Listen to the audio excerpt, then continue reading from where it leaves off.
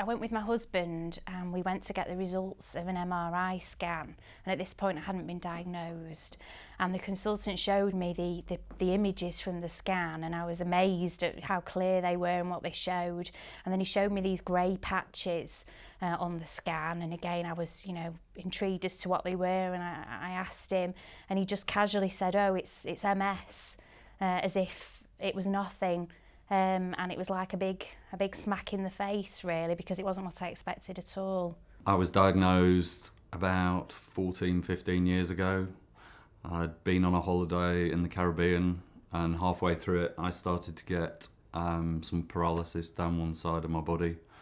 By the time I got home after 2 weeks, I could hardly feel one half, the right hand side of my body. So went to the local A&E and ended up staying there for a week.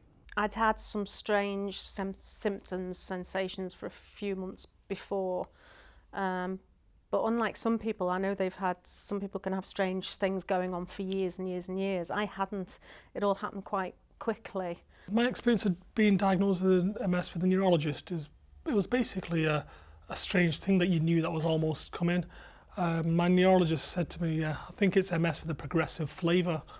So I thought, okay. And then I was almost convinced it was at that time, but then about a month later I got a letter to say, yes, it is multiple sclerosis with a progressive flavour. So when I was in the hospital and the doctors came round, instead of them telling me you have MS, I said to the doctor, is it definitely MS? And because I think they were a bit hesitant to say it because of my age, and he said pretty much so, yeah.